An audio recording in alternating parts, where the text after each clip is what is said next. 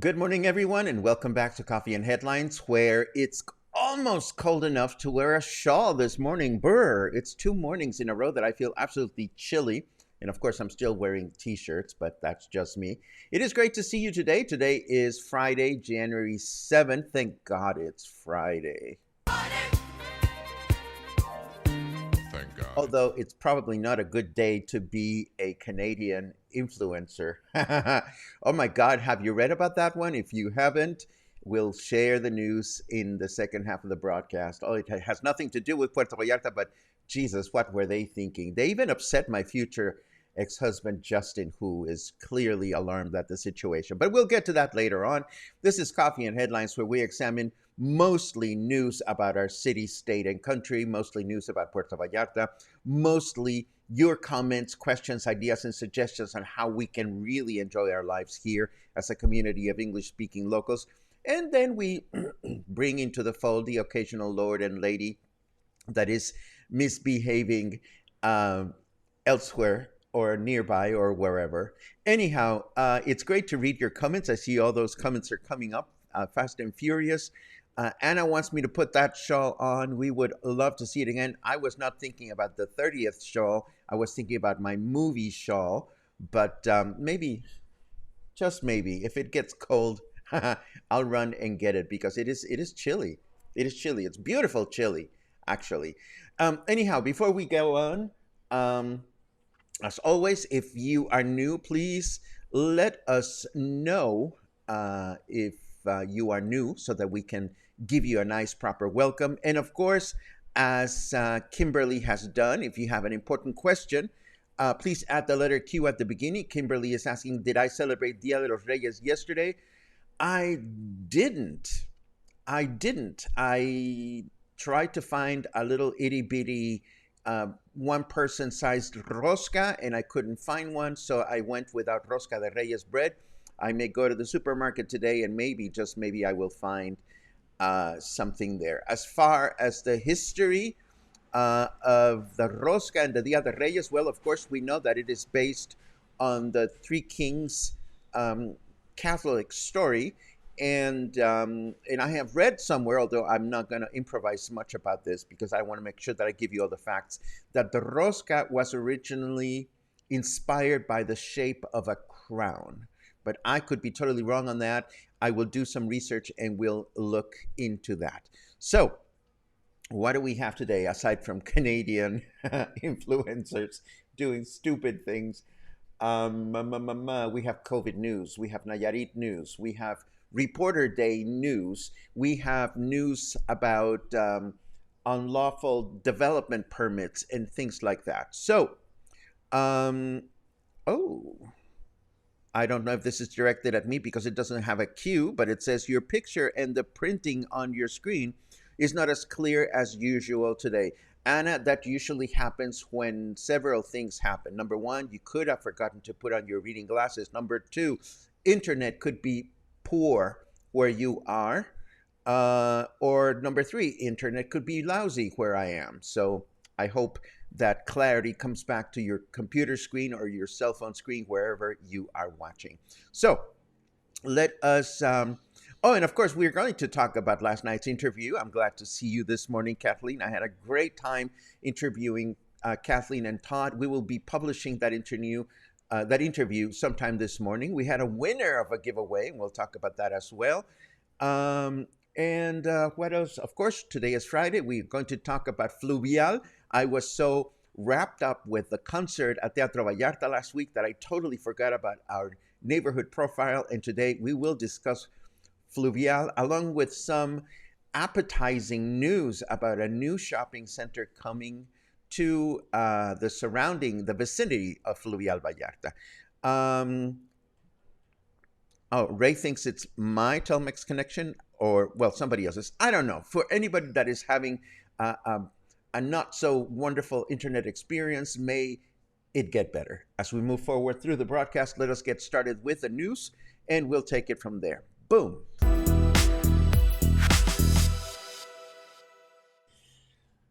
Okay, so what a way to rain on our parade. The state of Jalisco now has as many active COVID cases as we had back in September, with 3,529 new cases reported in the past 2 weeks.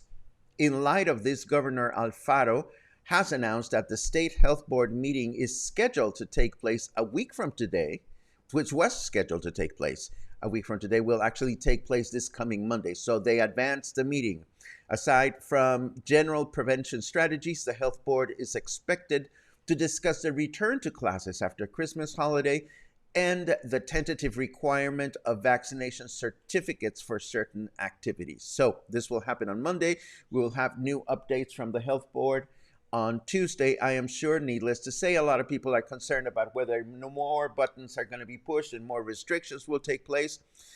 We'll just have to wait and see. Moving right along, Mexico celebrates Reporters Day on January 4th.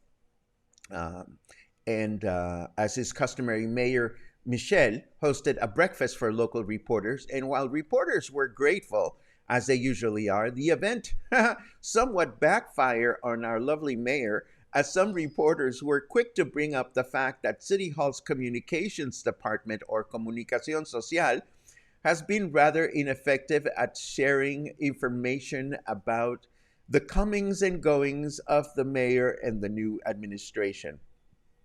This is not the first time since Mayor Michel took office that complaints are raised for the dismal job being performed at the communications department.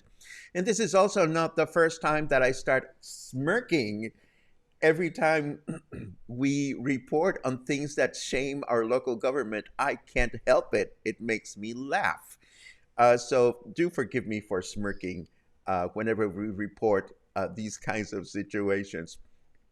This will be interesting to those that feel concerned about irregular construction permits in the area. By mandate of Mexican President Andrés Manuel López Obrador, the Federal Environment and National Resources Secretary, or Semarnat, has come out saying that they no longer trust their Jalisco delegation or the Puerto Vallarta office. Paco, stop smiling. They don't trust the local office when it comes to granting construction permits in our city. So they've decided to handle things at federal level. Tómala. It's worth mentioning that every time you embark on a construction project of any kind, shape, or form, you need to present a study of how your project will impact the environment in order to proceed. Without this authorization from Semarnat, you cannot build anything. But clearly, this has not been happening. So with this modification, it is hoped that irregular construction permits issued locally will decrease. Of course, I will believe it when I see it. Moving right along, they are now saying that the new bridge over the Cuale River at Insurgentes will be concluded in February. I'm still betting for April. And now we turn to Nayarit, where all it took was one Omicron case for authorities to get all riled up.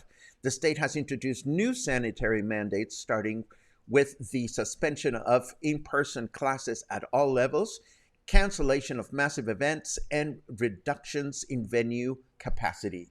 All the new restrictions for Nayarit are included in this article, which I'm going to share along with our show notes as usual. Still in Nayarit, you'd think the governor of Nayarit might have mentioned his idea of changing the name of Nuevo Vallarta to Nuevo Nayarit to Mirta Villalbazo Amaya, the recently appointed mayor of Bahia de Banderas, right? Well, you know what she said? She said, nobody told me. You know, Bahia de Banderas is arguably the prettiest municipality in Nayarit, and it is the municipality where Nuevo Vallarta is located.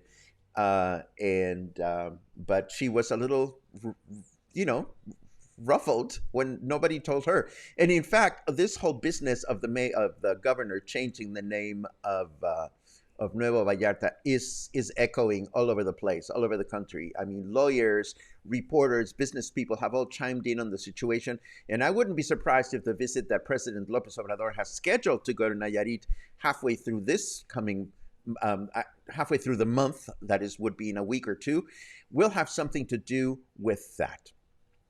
But, you know, Mayor Villalbazo is okay. She's just doing her job, and her doing her job includes moving against the Dreams Hotel in Punta de Mita for spilling caca water into the ocean. She got tipped off by citizen remarks, where this beautiful, lovely hotel has this beautiful, lovely stream of caca water just, you know, spilling off this beautiful and lovely hotel. So they got a slip. They got chastised. I don't know what exactly happened, but something happened there. Let us now take a quick look at the weather, and then we continue with a couple of other headlines, and we continue with our neighborhood discussion.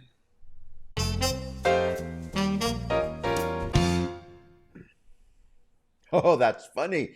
You're just killing time while you wait for the next Wordle puzzle to unlock, aren't you? That's what Snarky Carrot Weather has to say today. Of course, we talked about this Wordle puzzle that has, you know, become very addictive to many, and I stopped playing it just because it depresses me that I never get it right.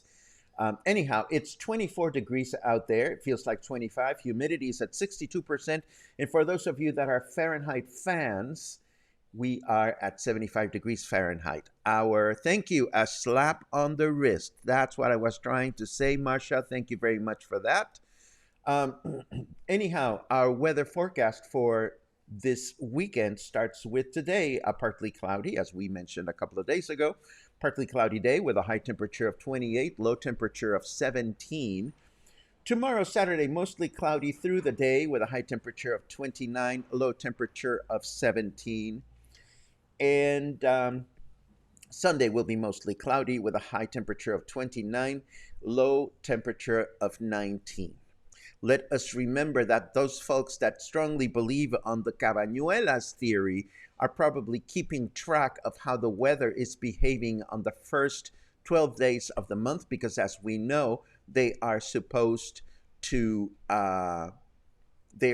reflect on the kind of weather that we can expect for the remainder of the year.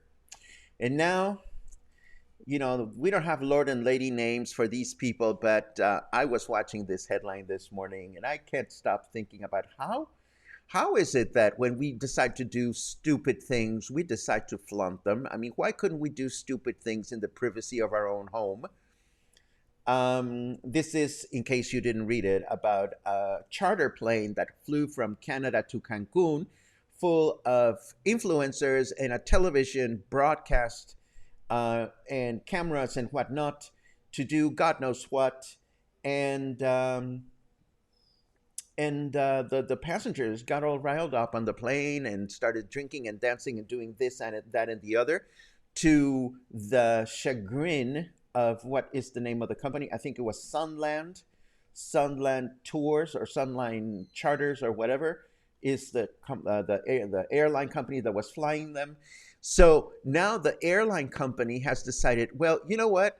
we don't want to fly you back to Canada because of the way you behaved. And and now no airline wants to fly them back to Canada. So they're stuck in Cancun. Uh, my Justin Trudeau was completely, he was like, this is a slap on the face. He was very, very unhappy. And this is less to do with them happening to be from Canada as much as it has to do with people doing idiotic things wherever um, we go. I'm not innocent. I've done stupid things in public before, not in a long time, I hope. But seriously, what is it about people that leave their homeland and just think they can get away with everything and anything? Enough of that. Last night, as was mentioned earlier, we had a lovely, lovely interview with Kathleen and Todd of Licks. We even set up a special background, an ice cream cone background, and Kathleen was sweet enough to give away 2 tickets for her upcoming participation in this talent competition organized to benefit the Rice Orphanage. And we had a lucky winner. It was Tanis Olson who won 2 tickets to go and enjoy her um, perform. And I know that I'm going to be there. Tanis, if you're watching, we need to find you so that we can make sure that we can get um, these tickets to you. So there you have it. This is what we have for news. I'm looking at your comments and I am laughing with you, not at you, but laughing with you. And we will get to your comments in a second. But first, let us take a look at our neighborhood profile, which is all ready to go here. Boom. Today, we get to talk about Fluvial Vallarta. As we promised, we would talk about Fluvial Vallarta last week. Who knew that Fluvial Vallarta has this? Let me put up this screen so that I can point properly. Who knew that Fluvial Vallarta has this phallic thing going on up here? And who knew that there's a little neighborhood here called Villas del Rio? I had no idea, but this is what you learn when you look at Google. So there is Fluvial Vallarta, as you know. It has Palmar de Aramara up here, and it has Versalles and Díaz Ordaz down here, and Las Gaviotas and Los Tules over here, and so forth and so on. We know that Fluvial Vallarta is a residential community. In fact, I visited their website. There's a website for the real estate company or developer of Fluvial. Fluvial is a conveniently located upper middle class neighborhood in Puerto Vallarta. My first stop was this website to see if they had any interesting background on the story behind this mega development, and unfortunately, I did not find one. But I do remember when all of this was built. Prior to it, it was just fields. It was just fields full of nothing. There were no roads. And at the beginning, all there was were these beautiful streets that were put there, and little by little, people started investing in land and building. And now we can see in this other photo how much of Fluvial has now been developed. Not so much in this general area, and this is not a recent photograph. If you notice, we see Costco, but La Comer had not even been built from this photograph that we saw on that I found on the internet. One of the nice things to be admired about Fluvial is how the development has maintained so many green areas, though, along with protecting many of the original trees. So it is a great neighborhood for walking, jogging, or exercising, walking your pets, cleaning up after them, of course. And it is a great neighborhood because, one of the main appeals is that there's a lot of shopping, from drugstores to supermarkets to restaurants and specialty shops. You can find just about anything in Fluvial or nearby areas. Conversely, for those of us that live near Fluvial, in places like Versalles or La Vena or Gaviotas and such, it is wonderful to know that we can find so many things over here. Now, getting around, not so easy. Fluvial does not have good public transportation unless you find yourself near Francisco Medina Asensio over here. There are buses that go over here. And of course, there are buses that go over here in Francisco Villa. I believe there might be buses now that cross through the development, but for the longest time, the residents would not allow for buses. The residents have been extremely protective about what comes on and doesn't come on within the Fluvial Vallarta. In fact, for the longest time, they would not allow Costco to open as early as they do. And for the longest time, they left connecting streets unfinished. So I don't actually understand how Fluvial Vallarta is set up in terms of it being a colonia or a development or what. I do know that residents, and please fill in if there are some people living in Fluvial that are watching today, that residents pay maintenance fees to make sure that the sidewalks and all the greenery is kept in tip-top shape. I don't know how expensive that is, but it must be considerable given the amount of work that needs to be done. Um, oh, thank you very much, Catherine. Catherine quickly chimes in. It's not the residents, it's the Fluvial developers. It's a planned community. Well, planned it is. And in fact, one thing that I can tell you is the shopping is bound to increase within the next few years. A new 3-story shopping center called Bala is now being promoted along Fluvial Avenue. This, of course, is an artist's rendering. But if we look at this map, we can see that there is Costco and there is La Comer. And right across the street, this new shopping center will be built, and it is expected to open its doors in December of 2023. So while many English-speaking tourists continue to be bedazzled with our so-called quaint little English-speaking Mexican village of Emiliano Zapata, the rest of us that are English-speaking locals can enjoy the fact that elsewhere the city is continuing to grow and feature more urban options for those of us when we need them. Next week, of course, we are going to tackle Cinco de Diciembre, this neighborhood that we visited and we walked through, but we don't know that much about actually, starting with the date, Cinco de Diciembre. I did some advanced research as to what is celebrated on December the 5th in Mexico, and I'm still not sure why December 5th neighborhood is called December 5th. So I have a whole week to plan for that, and I'll get back to you on that and other aspects of this very popular neighborhood.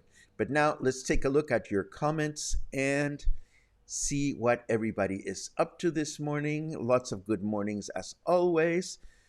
Albert is making me jealous because Albert had machaca this morning, and I love machaca. If you don't know what machaca is, just write the word machaca in your comments and I'll be happy to elaborate. Oh,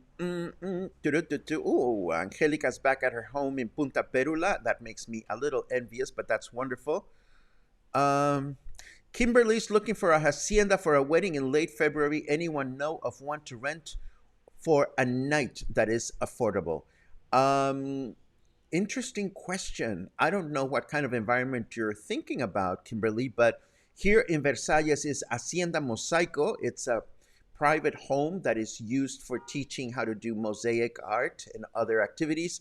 I wonder if they rent their premises for an event like that, but that would be my first gut reaction to what you're suggesting. Other than that, I hope you get more suggestions from the cluster. Let's see what else we have.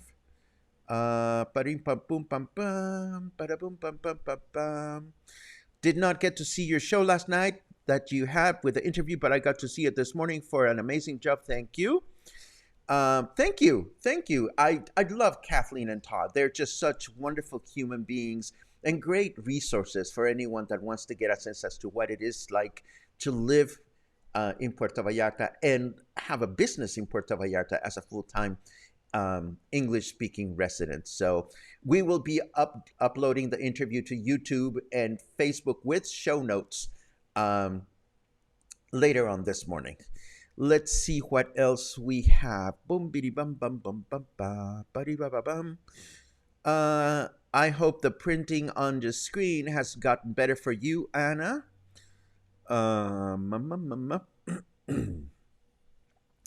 Let's see. Betsy couldn't find a little rosca de reyes either. I tell you, maybe God doesn't want us to gain any kilos from that.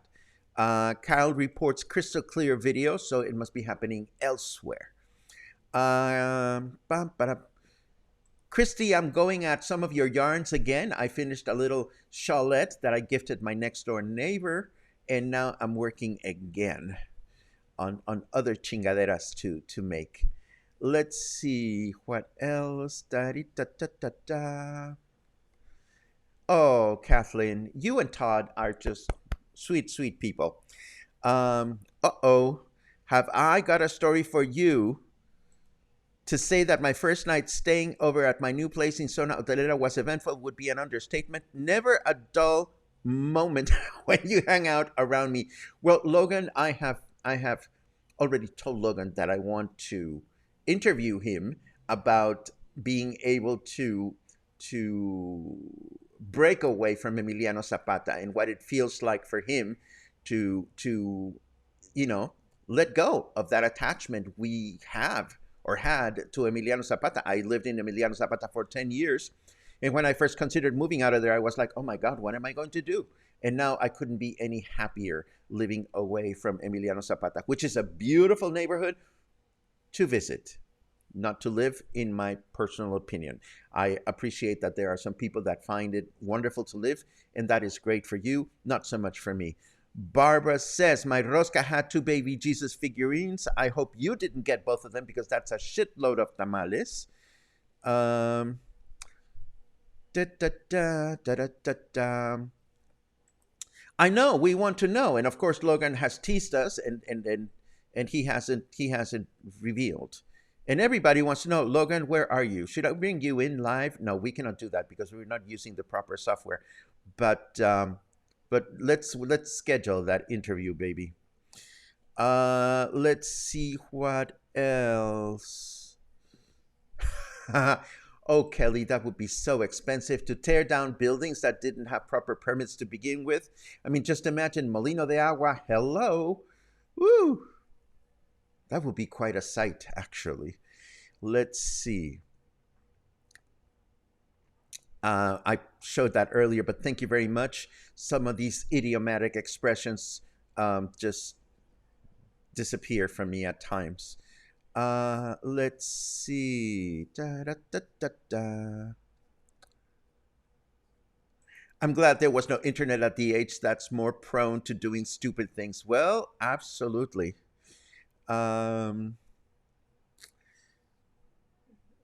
Maggie, these guys are a bit more than stupid. You'd think. I tell you. How sad. How sad. And and I don't mean to make that. Kate says they are an embarrassment to all of Canada. I don't mean to make this a Canadian issue. Just like I try not to make things about specific nationalities because I would never want you to think that we discriminate here against any specific nationality. As we said the other day, people from all over the world do stupid things, and Mexicans, Canadians, and Americans are no exception. Let's see what else we have. Goody.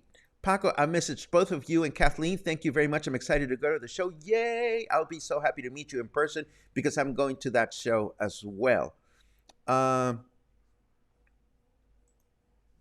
Speaking of Trudeau, did you see his tattoo when he got boosted? I saw the design when he was considering it, and it gave me a boner. I didn't just say that, did I? Yes, I did. Never mind.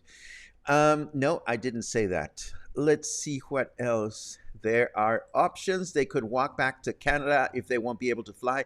Now that I would love to see, Ronald. And of course, they are influencers. They should be able to document that. Oh no! Oh no, Heather! It was reported that more than 30 of the reckless influencers have now tested positive. Tómala! Well, it's not a funny matter, but hey, that's what you get. So according to Google, you live now in Fluvial. Of course you do, Logie. And we want to hear this story of yours. Let's see what else. Oh, thank you very much for that, Sue. There are buses on Grandes Lagos that go through the entire colonia. And but again, that wasn't always the case. At the beginning, they didn't want to see any kind of public transportation going through Fluvial. I'm so glad to know that now there is a bus that goes through Grandes Lagos. Pam, pam. Kathleen wants to know about machaca. Jenny wants to know about machaca. Okay, here's something you want to know about machaca. Machaca is scrambled eggs with shredded beef. But here's the difference.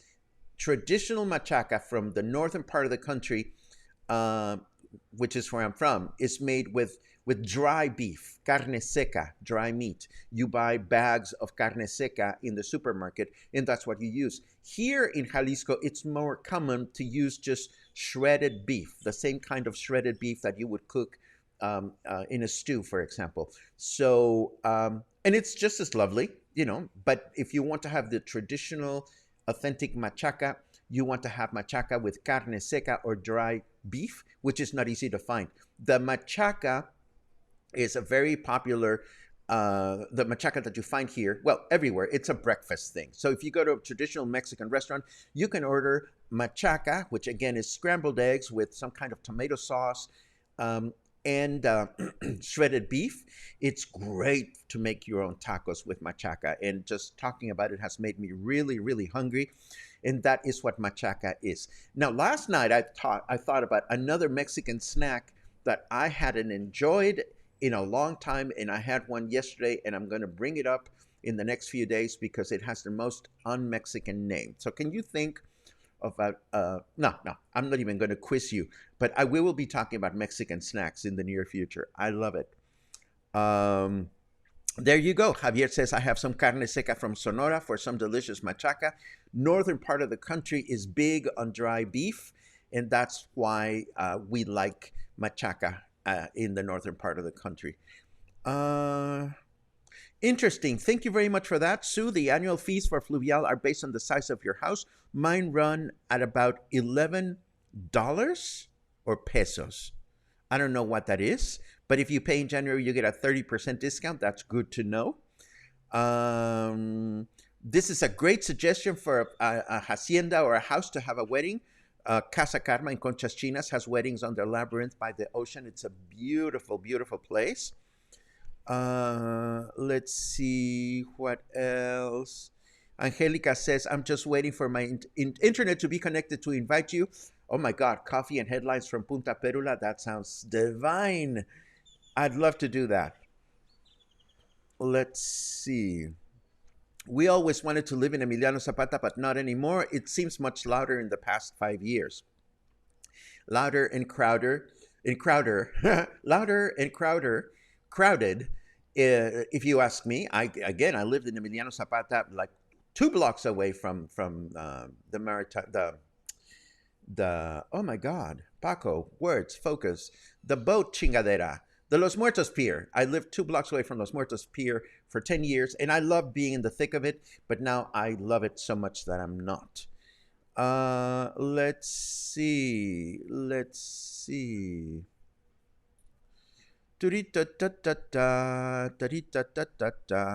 Best machaca I've had in town has been in Pitillal. Do tell where, and Albert wants to know where as well. I love a good machaca suggestion. I have gone to the Mexican restaurant that is right next to Licks in Fluvial. The name escapes me right now, but it is on our Versalles for Foodies map. They have wonderful machaca. That would be a great place where you can enjoy it. And this, of course, brings us to the end of today's broadcast. This was fun. At least it was fun for me. I hope it was fun for you. I hope we learned something new, or we smiled a little, or we felt good a little. That's what we try to do every day. Tomorrow we'll be back, as usual, with nothing specific planned, but you never know. I mean, it is. Oh, thank you very much, Kathleen Los Alcatraces. That is exactly what I was forgetting right this very moment. It's a great restaurant. I totally recommend it. And so as I was saying, this is what we have for today. I hope your Friday is absolutely awesome.